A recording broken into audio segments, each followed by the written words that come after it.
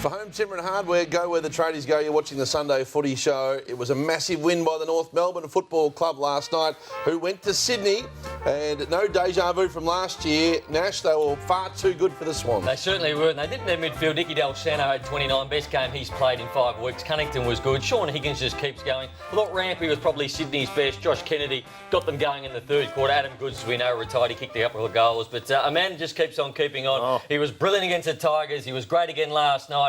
Brent Harvey joins us, and Boomer, congratulations, you're into a prelim, but it was your midfield that got the job done last night. You certainly outlasted the Swans in the middle of the ground. Yeah, it certainly was, and when you look at finals football, you look at contested football is probably the thing that springs to mind, and our boys last night were sensational. You just mentioned Cunnington, Zeeble again, Swallow, Benny Jacobs going through there on Hanbury, and the rest of the boys just taking up the slack. So I thought they were fantastic in close and gave the boys first opportunity to use the ball. You've had such a great back end of the season as a footy club. You won the 7 in a row and then got done by the Tigers, but in the first half of the year, the overlap came and sides got away from you. I thought, particularly last week and again last night, you were able to stop that at the middle of the ground and win the footy back, which is not something that North's been great at in previous years, but something you've been working on. Yeah, it is. And last night I think I felt in the game for the whole entire night. And I know we didn't put Sydney away, but we certainly played some really good footy. So we've worked on certain aspects of our game, and that's to stay in it for longer. And I think we did that pretty well again last night.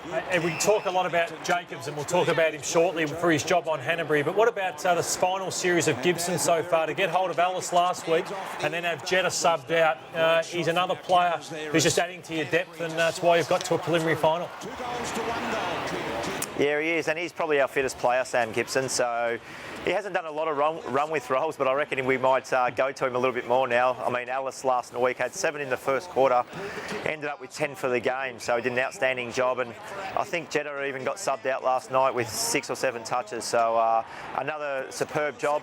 But the other thing he does, he gets the ball going the other way. Like I mentioned, he's so fit, he can play on someone and certainly work off him, so he's been really good. Teaming up with Benny Jacobs, they're making a good duo.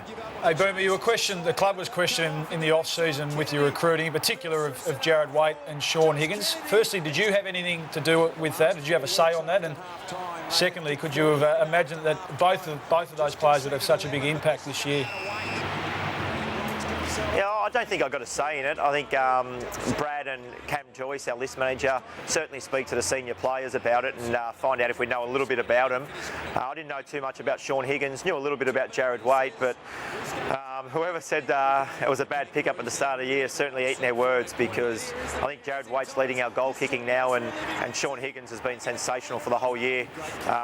Making the All-Australian squad of 40 is a huge accolade for him. So those two blokes have been superb, and hopefully they've got two more good weeks ahead of them. Hey, Robbie Tarrant hurt himself in the warm-up, and you always got an extra man to go with you when you travel, and Luke McDonald, you just hope that he'd done his preparation right down to the tee. You probably always don't prepare exactly the way you would for a game, but he kicked your first goal of the night and he was quite good. Yeah, he was good. I think Lukey might have ate a little bit too much at the buffet, as you do interstate boys.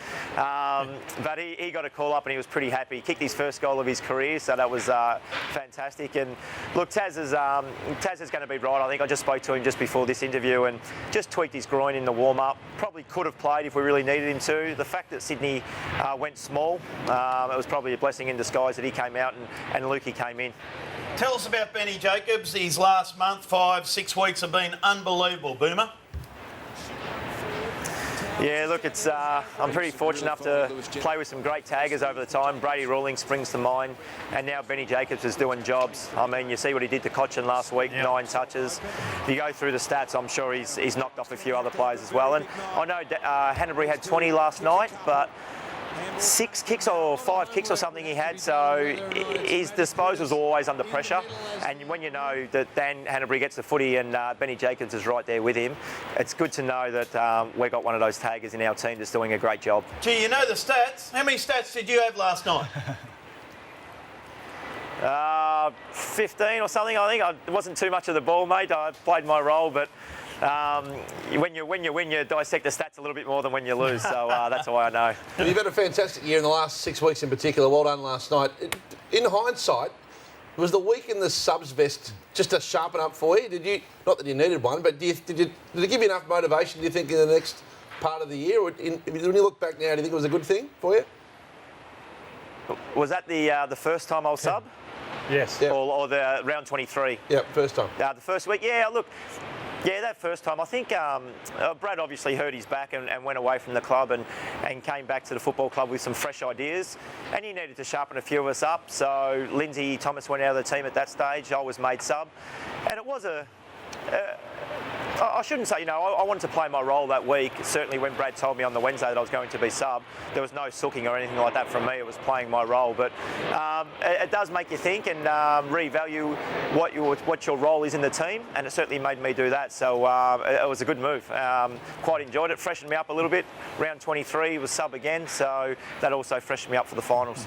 Hey, it's a hard game, footy, Boomer, and a lot of times people say that the hardness has gone out of it. Drew Petrie and Gary Rowan, a massive head clash, both players going back with the flight of the ball last night. This was just amazing courage from both players. It was unbelievable. Wasn't too far from the contest, and they were both down for a while. And when Gary Rowan was coming off, I hope no one thinks I was spraying him, because I actually said to him, mate, amazing courage. And then obviously Drew was on the ground with the blood rule as well. Sam Gibson took the kick. I was a bit dirty on that because I was telling him to boot off so I could take the kick, but he lingered around and ended up missing the shot, so I'll give him a bit of a cook during the week of training. Hey, Boomer, you're into another prelim. It's just an amazing effort, but it's probably the toughest task in football to go over to the West Coast Eagles and play them on their own deck. What do you make of it, and what do you think you need to do to after watching what happened to Hawthorn only 7 days ago? Yeah, look, to go over to Perth and play football, it's always hard, no matter where they are on the ladder, whether it's West Coast or Fremantle. But the thing is, you're in finals football now, so no matter who you're playing a prelim, it's going to be a tough ask. So we'll have a pretty light week on the track, I would imagine. Go back and set up our structures the way we need to beat West Coast, and we'll have a massive crack. And that's what we've done for the last 15, 16 weeks. You know what you're going to get from the Kangaroos, I think, now, and that's enormous pressure, and we'll go from there, and hopefully that's good enough. Thanks for joining us, Boomer. You get all the prizes, of course, but I'll tell you what might get you over the line is the supplement drink that you're having, this new drink called Spark. Yeah, it's good. Can give it a little plug at the minute. Yeah, my dietitian and myself come up with a little formula to 90ml shots, pre-workout shot that just gives you that little bit of energy for the game and workout. So it's going well. All the boys at the Kangas are on it. Got some Archie Thompson actually rang for some bottles, and Peter Siddle, the great Australian cricketer. So we've got a few international superstars using it at the minute. So it's gathering momentum, which is great. It's all legit, of course. SADA approved, of course. Yes. Boomer, good luck next week. Go get them. Absolutely. Good luck next week. Beautiful. Thanks, boys. Thanks for having me. Brent Boomer Harvey joined.